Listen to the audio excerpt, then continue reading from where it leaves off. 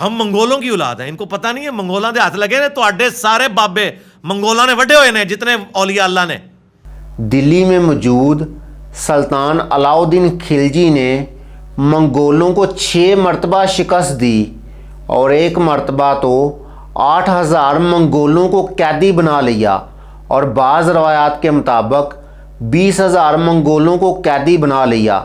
سلطان علاؤ الدین خلجی نے ان منگولوں کے سر کاٹ کر قلعے کی دیواروں میں چنوا دیے.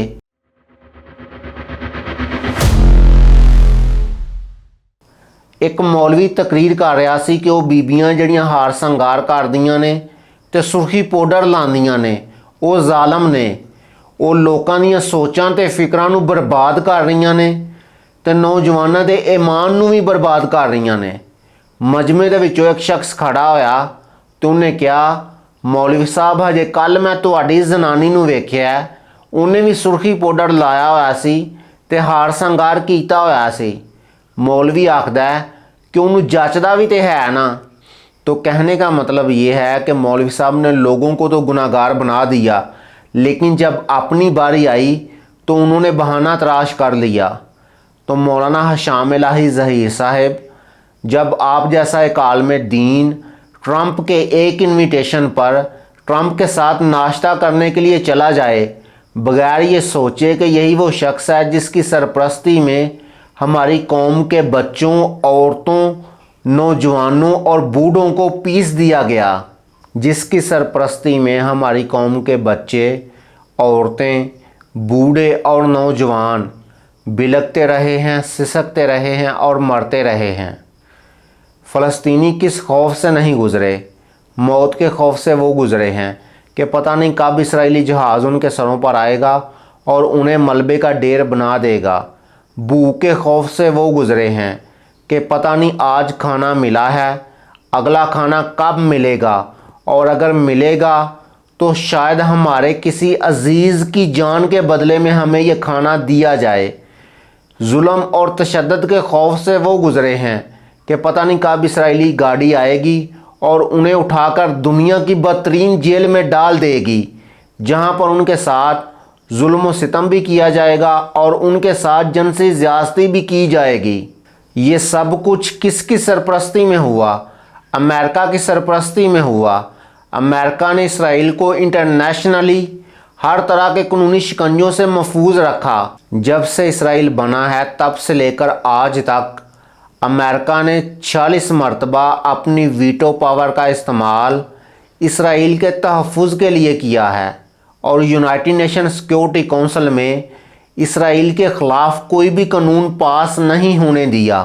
اسرائیل کو ہتھیار اور پیسہ کون سا ملک بھیجتا ہے؟ امریکہ بھیجتا ہے. جب سے اسرائیل اور فلسطین کی جنگ لگی ہے امریکہ نے $21 بلین سے زیادہ کی رقم اسرائیل کو بھیج دی ہے.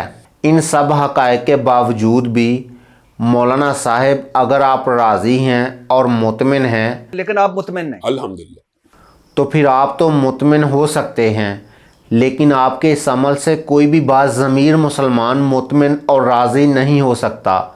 اس کی وجہ یہ نہیں ہے کہ ہم آپ سے نفرت کرتے ہیں بلکہ اس کا مطلب یہ ہے کہ جس دین پر نہ چلنے کی وجہ سے آپ لوگوں کو برا بھلا کہتے ہیں یا گناہگار سمجھتے ہیں اس دین پر آپ خود کیوں نہیں چلتے؟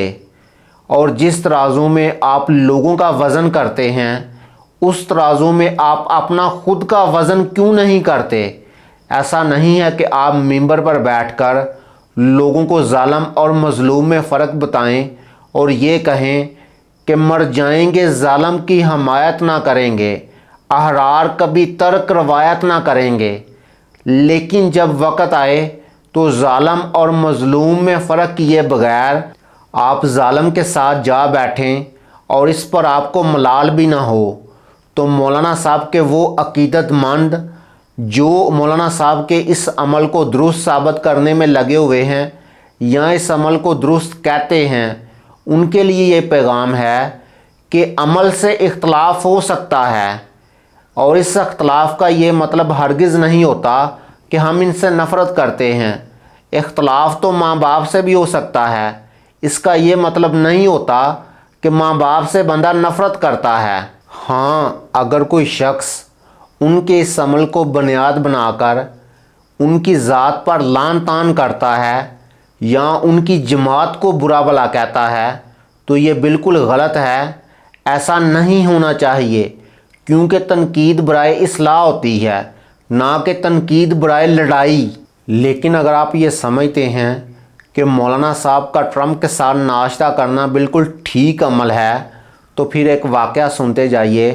خواجہ نظام الدین اولیاء رحمۃ اللہ علیہ نے دلی میں 7 مسلمان بادشاہوں کا زمانہ دیکھا تھا، لیکن آپ نے زندگی میں کسی ایک بادشاہ سے بھی ملاقات نہیں کی، اور اگر کسی بادشاہ نے ملاقات کرنے کی کوشش کی آپ نے پھر بھی اسے ملاقات کا شرف نہیں بخشا۔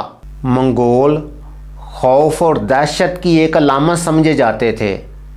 وہ جدھر بھی جاتے بچوں اور مردوں کو مار ڈالتے اور عورتوں کی بے حرمتی کرتے۔ وہ بستیاں اجاڑ دیتے اور شہروں کے تاریخی مقامات کو مٹا دیتے۔ انہوں نے دنیا کو تہس نہس کر دیا۔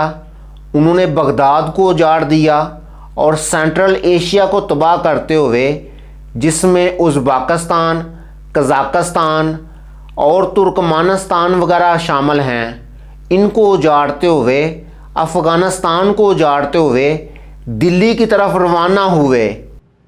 ہم منگولوں کی اولاد ہیں، ان کو پتہ نہیں ہے منگولاں دے ہاتھ لگے نے تواڈے سارے بابے منگولاں نے وڈے ہوئے نے جتنے اولیاء اللہ نے۔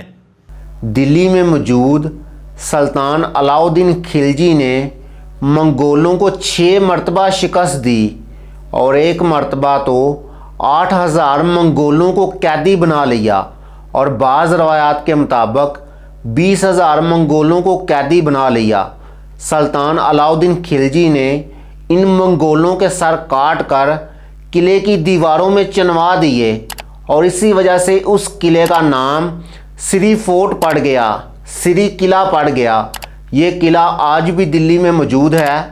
سلطان علاء الدین خلجی کی ایسی دہشت منگولوں پر پڑی کہ منگولوں نے پھر کبھی ہندوستان پر حملہ کرنے کی جرت نہیں کی، اور جب یہی عالی شان سلطان نے خواجہ نظام الدین اولیاء رحمۃ اللہ علیہ سے ملاقات کی خواہش ظاہر کی اور یہ کہا کہ میں آپ سے ملنا چاہتا ہوں، تو آپ رحمۃ اللہ علیہ نے منع فرما دیا۔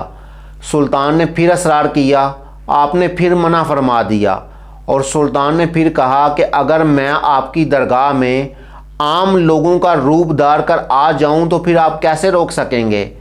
تو آپ رحمۃ اللہ علیہ نے جواب دیا کہ فقیر کی درگاہ کے 2 دروازے ہیں، آپ ایک دروازے سے آئیں گے تو میں دوسرے دروازے سے نکل جاؤں گا۔ آپ رحمۃ اللہ علیہ نے سلطان علاء الدین خلجی سے ملاقات نہیں کی، اسی وجہ سے آپ رحمۃ اللہ علیہ کو سلطان الہند کا لقب دیا گیا کہ سلطان آپ سے ملاقات کرنا چاہتے تھے لیکن آپ نے انہیں ملاقات کا شرف نہیں بخشا۔ تو پھر اصل سلطان کون ہوا؟ وہی ہوا جس نے ملاقات نہیں کی۔ مقام فقر کتنا بلند ہے شاہی سے، روش کسی کی گدا یا نہ ہو تو کیا کہیے۔